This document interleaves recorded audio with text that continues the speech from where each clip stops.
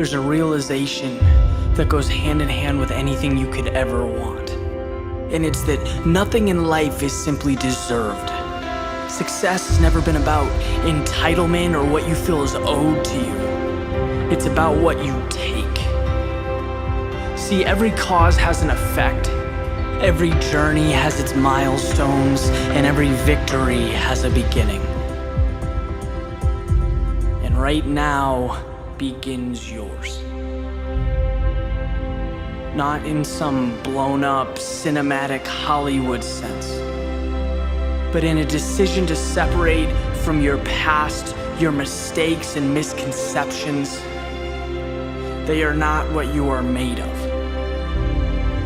The hardest thing to understand is that you are your future, the space between where you currently stand and your greatest dreams. And every step along the way is who you are. That's what defines you, your pursuit. Your future rests on the decision to conquer right now. Create the world you need to be the change you so desperately want. There are an infinite number of ways to succeed. Infinite. But there is only one way to fail, and that's standing still. Embrace life with open arms. It's giving you everything you need. It is your answer.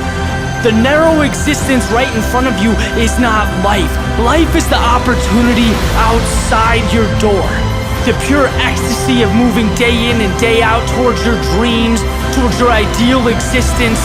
That's what makes your highs higher and makes your lows feel like the cost of admission. It is a cheap price to pay for the ability to turn an average Tuesday into your wildest dreams. It's not a requirement, it's a gift.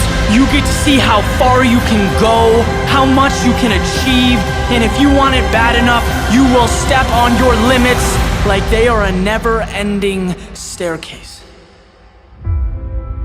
Your journey is infinite, and so is your potential.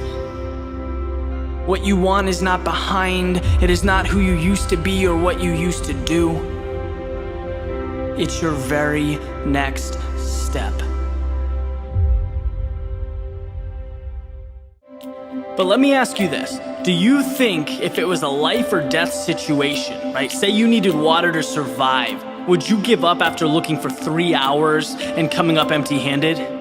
Of course not. You'd keep looking because life depended on it, right? There's no other options available. There's this old saying that if you want to take the island, burn the ships. Commit. And it's not until you do this that things truly begin to change, that progress is made at the highest level. You simply cannot tiptoe to success. You can't sneak up behind it. You have to own it, right? Go after what you want like the world is on fire, like your universe revolves around making this happen. I have never, in my 28 years of existence, seen a lion walk up to a gazelle and hope that it falls over, right? It attacks it with everything that it has. Speed, strength, tenacity. That's what brings home the prize. If you and your goals aren't one, if they are not the same, that's a pretty good indicator that you are fighting the wrong fight. You should live and breathe your dreams. Inhale and exhale them. They should live at the forefront of your mind, where every thought that comes through your head should be in the context of that dream. That basic question, how bad do you want it? Well, if you're not willing to fully commit to dive into something, then that gives you a pretty good answer right out of the gate. You can talk about hours spent, routines, habits, but if you aren't passionate about what you want, if you don't immerse yourself in it, none of that really matters. Live how you need to live. Do what you need to do. Be who you need to be to make your dreams real. Fully commit to excellence. Because until you do that, you will be left with only a vision and a false sense of reality. Winners don't have time for that. Okay, set your mind to your target and crush it. That is the only option. If success came with the snap of a finger, everyone would be running 4-minute miles and driving Ferraris. But that's not the way the world works. But when you make the decision to be different, to give up temporary comfort for something greater, you've committed to the ride of your life. And when the time comes and you cross the finish line first, or you realize success in whatever capacity, you can smile at the world as they look at you like some miracle, completely oblivious to the price that you paid for this. But you know, and there's no greater gratification than that.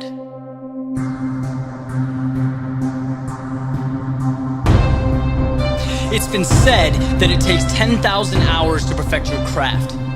10,000 hours of walking away from immediate satisfaction to enter this sentence of solitude and dedication. It's where you weed out mediocrity. It's where you carve out your place in history. And if you're waiting for someone to come along and just make that happen for you, it'll be a long wait, my friend.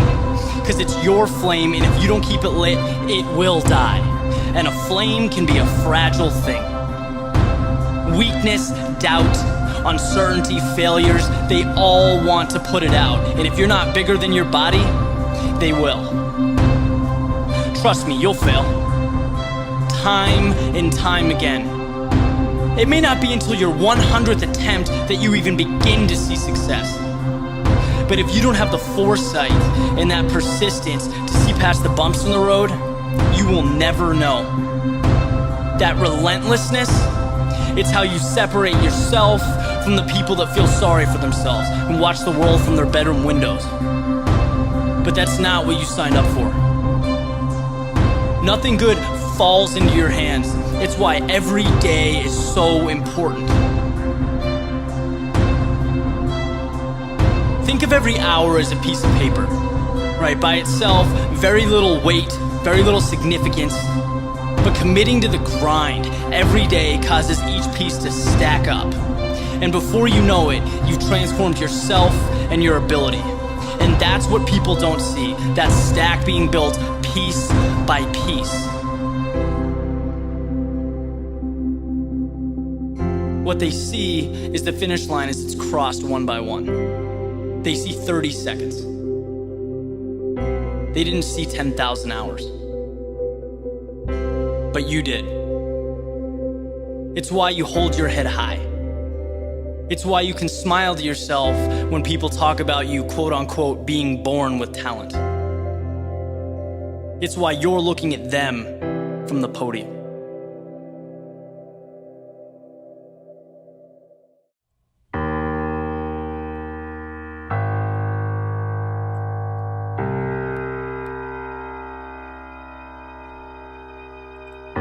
So you look outside, right? And the first thing you see through the window is that the running conditions are terrible. They're far from ideal. Your first inclination is to go back to bed, wait until it warms up, maybe hang tight until the rain or snow stops, which the majority of us would find completely reasonable, by the way. But let me explain the scenario from a different angle. Because this is the exact situation when it's most important to get out of bed, to put your running shoes on and to head out the front door.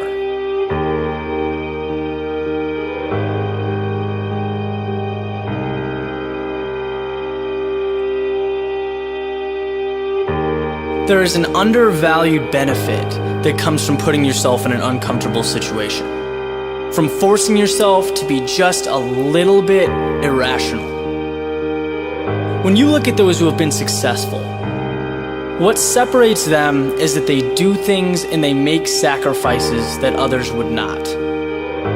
They're the people that study until 4 a.m. or wake up when it's dark outside to practice free throws.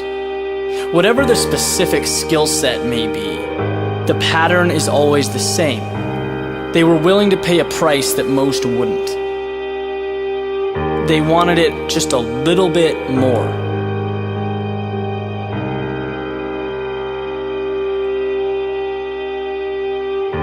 So what could this possibly have to do with running in the rain?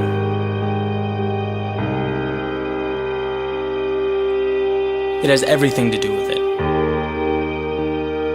Why is it that when you run outside on a cold, rainy day, no one's out there?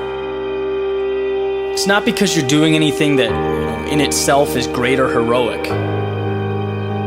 You're running alone because it sucks.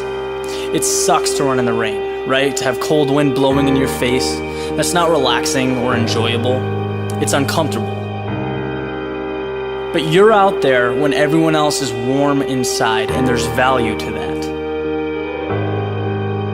Training yourself to follow through with your ambitions regardless of hurdles, because life will not always be comfortable. What are you gonna do when things get bad? You lose a client at work, your girlfriend leaves you. You gonna stay in bed? Because there will always be a reason to wait for later, to hope for smoother waters ahead. The best, though, they achieve in spite of undesirable conditions.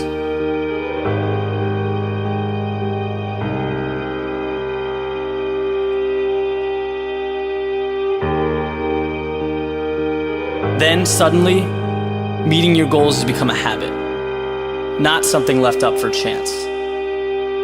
You don't even look at the weather, right? The forecast becomes very little significance to you. So it's cold, great. You'll wear 2 sweatshirts, but you'll figure out how to get it done. And I'll tell you, when you take those shoes off and head to work or practice or wherever your day takes you, that mentality does not leave. You look at things differently. You'll realize that 99% of the reasons we give for not doing things, they're excuses. They're meaningless. If you want something, do it. And guys, that's not a cliche. That's the key to success. Find a way to get it done.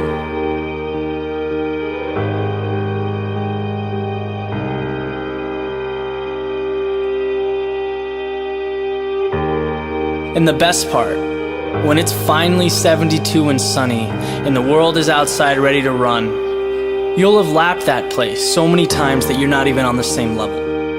You have been to hell and back, and your performance will make that apparent. That's how you become the best.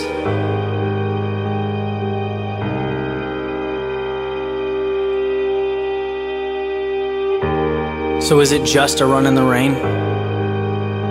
You tell me.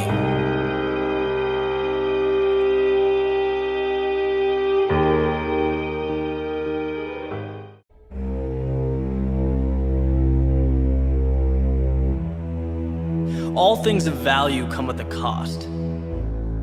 And this cost, it's essential because without it, there's no triumph. There's no victory. It's what separates out those who really want something, the determined. Why do triathletes compete? Why do rowers row, runners run? At a competitive level, it certainly isn't because it feels good physically. It's quite the opposite. They endure a lot of rough situations, a lot of painful training, because of a tiny light at the end of the tunnel. And that light is how you build upon your self-worth. It's how you define what you're capable of. And success cannot come to be without adversity. How you handle yourself in those adverse situations, that is what defines a person. That is how you build your legacy.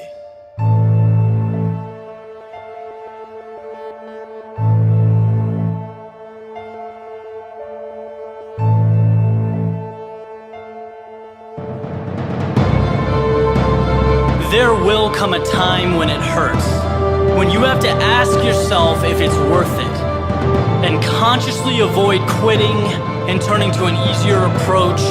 Remember, anyone can run downhill, not many people can run up. And the interesting thing is that trophy is usually at the top. Be careful how you conceptualize the word hell, because hell implies that the suffering will never end, that it's the ultimate pain. 3 things. 1, you can always be worse off than you are. 2, suffering is temporary. And 3, when you wake up tomorrow, having given up will be far more painful than anything else you could have done. Everything in life is temporary. There's a quote that's got me through many tough times in my life.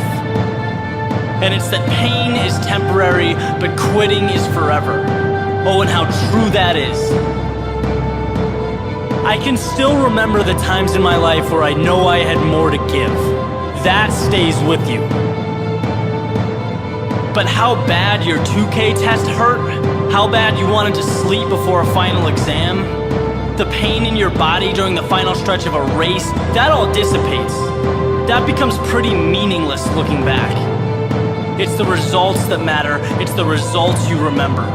Because when the hurt is over, right, the struggle's gone, you either did something great or you didn't. That's when things fall into place. The hell you experienced was simply a vehicle taking you to your destination. So being that you only live once, that you're fortunate enough to have an opportunity to do something significant, why not make it hurt? Rise above what's uncomfortable and see the big picture. Ride it out. Because when all is said and done, the guy who gives more when it hurts gets more when it's over.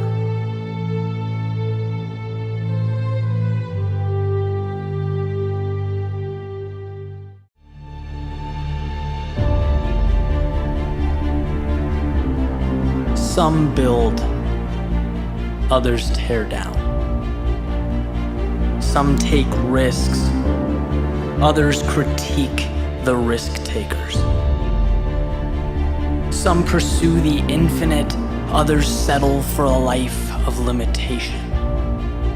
Some make change, others complain that things are no longer the same. Some help people grow, others think that your loss is their gain. Some learn from misfortune, others become held down by it. Some turn fear into opportunity, others avoid the unknown. Some never stop learning, others think they have all the answers. Some do, others talk. Some give, others take. Some live, others wish. Some see an opportunity, others see an obligation. Some work toward the possibility of excellence, others run from the possibility of defeat. Some fall and get back up, others stay where they are so that they never have to worry about leaving their feet. Some embrace the elements, others take shelter. Some search, seek and discover, others wait to be told. Some perform, others watch. Some persist, others stop. Some make the most of every single day. And others watch those very same days go by. So which one are you? What will you create with the pieces presented to you? Not tomorrow or the next day, but right now and every second moving forward. Will you build or tear down? Take the easy road or the road less traveled? When all is said and done and you've come to the end of your story, what will it say?